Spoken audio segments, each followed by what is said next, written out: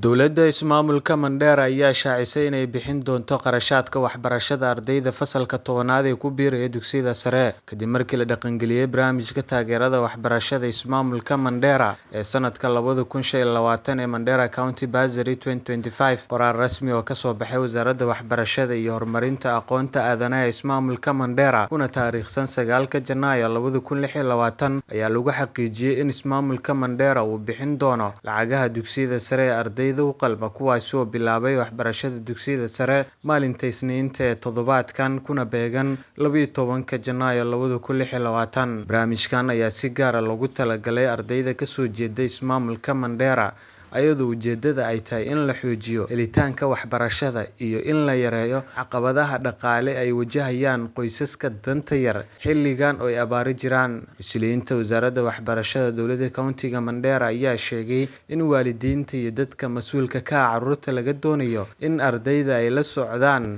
xilliga isdiiwaangelinta ayagoo wata dukumiintiyo ay ka mid yihiin warqadda aqbalaadda iskuulada, shahaadada dhalashada ardayda, kaarka aqoonsiga qaran amaba ID-ga ee waalidka, iyo lambaro telefoon oo shaqeynaya. Dowladda ismaamulka Mandera ayaana ugu digtay waalidiinta in haddii dukumiintiyadaasi la waayo ay suuragal tahay in ardaygu ka faa'iideysan waayo lacag bixinta iskuulada sare ee dowladda countiga ay kafaalo qaaday.